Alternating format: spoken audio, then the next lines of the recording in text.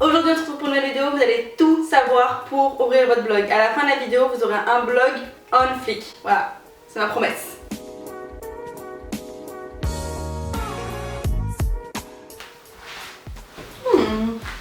Salut les gars, j'espère que vous allez bien. Alors cette vidéo est la suite de la première que j'avais faite où je vous expliquais les choses à savoir avant d'ouvrir un blog. Si vous avez vu cette vidéo, je vous conseille vraiment d'aller la voir avant de regarder celle-ci parce que c'est la continuité de vidéos qui ont créé une playlist qui s'appelle de blogueuse à blogueuse.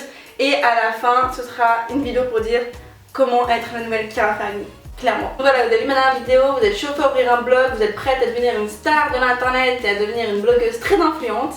C'est parti, on passe à la prochaine étape. Alors la chose à savoir avant d'ouvrir son blog, c'est quelle plateforme je vais utiliser pour héberger mon blog. Personnellement, je recommande WordPress, sachant que j'ai ouvert mon blog au début sur Blogger, donc Blogspot, qui est géré par Google en fait. Et franchement, je trouve ça très sympathique, c'est très simple d'utilisation. Concernant le design sur Blogger, on peut un peu bidouiller à droite à gauche pour avoir un design assez sympathique.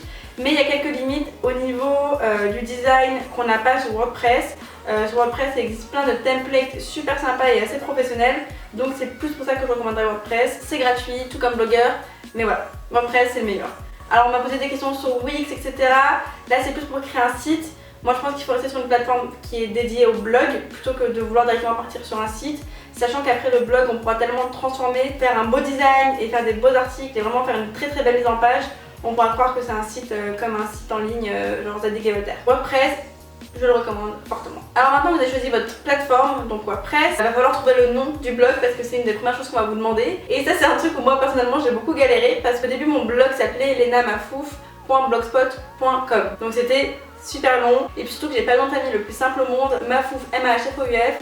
C'est très compliqué pour les autres, surtout que j'avais une grosse audience aux États-Unis et donc Mafouf c'est encore plus incompréhensible pour eux. Et puis voilà, les moqueries et tout, je connais, mais au-delà de ça c'était surtout la façon de l'écrire, c'était assez compliqué. Donc il faut quelque chose de simple, court et efficace. J'ai choisi Lena Situation sans trop me casser la tête, je vais pas vous mentir, parce qu'au final quand on y pense, un nom de blog c'est quelque chose auquel on ne réfléchit pas trop. Quand nous en tant que lecteur d'un blog, on fait pas trop gaffe à ça. Chiara Ferragni, son blog c'est The Blonde Salad, la salade blonde, je pense pas que ce soit ultra recherché, mais une fois qu'on l'a dans la tête, ça se retient vite et c'est exactement ce qu'il faut en fait. Alors peut-être que vous avez un surnom, peut-être que votre nom de famille n'est pas si compliqué que ça, peut-être que vous avez une idée de jeu de mots ou quoi que ce soit. Moi j'ai pris Lena Situation parce que le concept c'était en fait qu'on me suit dans toutes mes situations. Voilà, très recherché, bravo Lena. Pensée simple et efficace, mais essayez d'avoir quelque chose d'assez personnel, puisqu'au final c'est quand même vous qu'on vient suivre. On s'y habitue à un nom, donc ne restez pas trop bloqué là-dessus. Alors une autre question qu'on me pose très souvent, et ça vient dans la troisième étape, quel design? Alors c'est vrai qu'après avoir la plateforme, après avoir le nom de son blog, il faut passer à autre chose un peu plus complexe, c'est-à-dire trouver un design pour son blog. Si vous avez choisi WordPress, ça va être très simple puisqu'il propose plein de templates qui sont déjà pré-designés, si je peux dire ça comme ça, puisque c'est des designs tout faits. Et ensuite vous pouvez choisir un peu les couleurs, la police, etc. Les templates WordPress sont sympas, mais ils n'ont pas un côté très professionnel, je dirais. C'est pour ça que moi je vous conseillerais d'aller sur le site pibdig.com, c'est un site anglais. Ils ont fait les blogs des plus grosses, c'est-à-dire Indefro, Zoella, Lydia Millen, un peu tout le gang des youtubeuses anglaises qu'on a l'habitude de voir qui font partie de l'agence Glim. Et au-delà des designs personnalisés qu'ils font, qui coûtent très cher, ils font des templates qui sont ultra canon à des prix vraiment très réduits, c'est-à-dire que sont autour de 30 pounds, 40 pounds, 50 pounds, ça, je crois que c'est le maximum. Alors moi j'avais acheté un design chez eux qui s'appelait Aruba qui ressemblait un petit peu à ça, qui est vraiment très joli je trouve. Je trouve qu'il a un côté professionnel, c'est-à-dire qu'il est en noir et blanc, les photos sont très jolies, on peut écrire un article, ça fait déjà beaucoup plus pro qu'un blog de base. Donc du coup je recommande vraiment Pibdig. Alors comment ça se passe, c'est qu'en fait vous achetez vous les codes HTML, alors ça paraît très compliqué comme ça, mais en fait c'est super simple, ça vient avec un petit guide qui est en anglais, donc si vous parlez pas anglais c'est un peu compliqué. Il faut juste acheter ces codes et vous venez l'installer sur votre blog, c'est très simple et si vous n'y arrivez pas, vous pouvez demander à l'équipe de Pibdig de le faire. Moi je l'ai fait toute seule parce que c'est pas si compliqué que ça, faut juste comprendre l'anglais et sinon si vous galérez, vous pouvez aussi me demander, je pourrais peut-être essayer de vous aider. Et pour 30 pounds et en 10 minutes d'installation, vous avez un blog qui est vraiment super quali. Et je pense aussi à partir d'un moment où vous commencerez à gagner de l'argent, vous voudrez évoluer dans un blog beaucoup plus personnalisé, beaucoup plus pro. Moi c'est ce que j'ai fait appel à un web designer qui m'a fait tout ce que je voulais sur mon blog. C'est-à-dire que j'ai fait toutes les maquettes moi sur Photoshop de exactement ce que je voulais et lui les a mis au jour et mon blog aujourd'hui ressemble un peu à ça. Je voulais quelque chose de noir et blanc avec de la taille pour les grosses photos, simple de navigation et aussi là on pouvait faire du shopping facilement sur mon blog avec le shop My Closet, etc. Ça, je pense que si vous êtes encore au niveau débutant, que vous venez de créer votre blog, c'est pas encore important, vous dépenserez de l'argent bêtement parce qu'un web designer ça coûte très cher. Ouais, donc d'abord je conseillerais Pipdig. Si vous voulez pas mettre d'argent, les templates de WordPress sont très gentils. Voilà, Pipdig c'est top, c'est comme ça. Je suis pas du tout payée pour vous en parler. J'aimerais bien, mais pas du tout. Putain, j'ai plus de coca.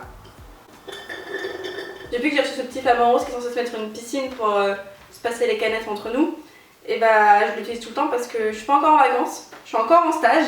Donc du coup la tête est en vacances, donc mon petit flamant rose reste avec moi. La question, c'est pas une des moindres et c'est la plus personnelle je pense, et que c'est vraiment là où il va falloir que vous posez cette question, c'est quel contenu vais-je poster sur mon blog?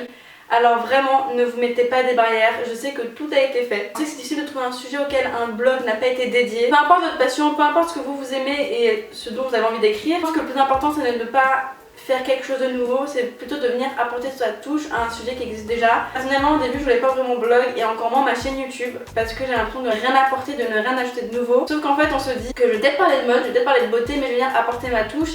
Et que la façon dont je m'habille c'est peut-être pas la même façon d'une autre fille, ou la façon dont je parle de mode ou quoi que ce soit, c'est quelque chose de différent. À moi on essaye de venir apporter sa touche et d'essayer de venir donner son point de vue sur des choses qu'on aime. Alors c'est seulement d'ouvrir un blog de mode, ouvrez un blog de mode, c'est pas parce qu'il en existe 47 000 que le vôtre ne va pas marcher, parce que vous viendrez apporter votre touche, vous viendrez apporter votre personnalité, votre style, votre façon d'écrire et aussi votre façon de faire des photos, etc. Vous pouvez faire comme tout le monde, vous pouvez ouvrir un blog de mode, un blog beauté, un blog de voyage, un blog de chaussures ou de sardines, on s'en fout. Tant que vous n'apportez votre touche et que vous êtes vraiment vous-même, et vous verrez que plus vous êtes vous-même, plus il y aura des gens qui s'attacheront à votre personnalité et qui viendront échanger avec vous. Et c'est là qu'on crée quelque chose comme ça, là, vous voyez. Et c'est comme ça qu'on crée un blog avec une audience engagée. Il faut vraiment bien donner sa personnalité, donner son avis, être naturel et en fait vous dire que la caméra qui est en face de moi c'est ma copine et l'ordinateur quand j'écris c'est comme si j'écrivais un mail à ma pote, voilà. Et c'est comme ça que vous verrez que le contenu n'a pas tant d'importance si vous êtes vraiment vous-même. Et encore une fois, mon dernier conseil, et je pense que ce sera mon conseil dans toutes les vidéos de cette playlist, arrêtez de vous mettre des barrières parce que je le sais vraiment, je connais vraiment trop ce sentiment, on se dit je vais pas le faire parce que ça a déjà été fait, je vais pas le faire parce que je vais rien ajouter, c'est d'ailleurs la raison pour laquelle j'ai failli jamais ouvrir ma chaîne YouTube, ni jamais ouvrir mon blog, ce qui aurait été une grosse bêtise parce que j'adore faire ça. Et dites-vous juste que si vous ressentez le besoin de faire ça, c'est parce que vous l'avez pas trouvé ailleurs, et donc vous allez forcément venir apporter quelque chose de nouveau. Et c'est sur cette note très poétique et très philosophique qu'on va terminer cette vidéo. Pour la prochaine vidéo de cette playlist, je vous montrerai comment écrire un article d'une façon très éditoriale, très poétique, très sympa. Dites-moi ce que vous aimeriez voir dans les prochaines vidéos de cette playlist de blogueuse à blogueuse, d'autres conseils, des choses que vous aimeriez apprendre. Je ne dis pas avoir la science infuse sur les blogueuses. Ça fait 3 ans que j'ai mon blog aujourd'hui, j'ai appris un peu à connaître les choses qu'il fallait faire et les choses qu'il fallait pas faire. Et surtout je sais les choses que j'aurais aimé savoir quand j'étais une débutante dans ce monde de blogueuse, que ce soit de la partie technique ou que ce soit de la partie un peu plus financière et la partie plus éditoriale, j'aurais aimé qu'on m'aide. Donc voilà, je suis là pour ça, n'hésitez pas à me poser des questions. N'oubliez pas que mon Snapchat est ouvert, que vous pouvez me poser toutes les questions que vous voulez. Tout le monde peut m'envoyer des messages. Alors ça nique ma batterie, mais je laisse ouvert pour répondre à vos questions. Alors sinon ce que je porte, c'est un petit haut qui vient de chez Jennifer, que j'ai acheté en solde à 3,99 €. Il est encore disponible sur le site, donc je vous mettrai le lien en barre d'infos. Je l'ai aussi en kaki et il existe aussi en noir et j'ai pris une taille XS. Et mon pantalon vient de chez ASOS, aussi en solde. Je sais plus combien je l'ai payé, je vais vous mettre le prix ici là. Et comme d'habitude, tout sera en barre d'infos. Si cette vidéo vous a plu, mettez un pouce bleu. Si elle ne vous a pas plu, bah mettez un pouce rouge. De toute façon, je sais que vous le ferez. Je m'en fous parce que dans le référencement de YouTube, c'est pareil. Mettez un commentaire et abonnez-vous pour la prochaine vidéo. Putain, c'est pas focus.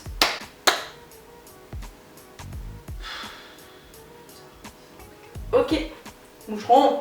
Ah, là c'est focus, super. Oh, j'ai le cul qui colle. Je sais pas si vous aussi vous avez ça, mais j'ai un canapé en cuir et genre dès qu'il fait un peu chaud, genre ton cul il colle dès que tu te soulèves. Voilà, c'était l'instant glamour avec la situation.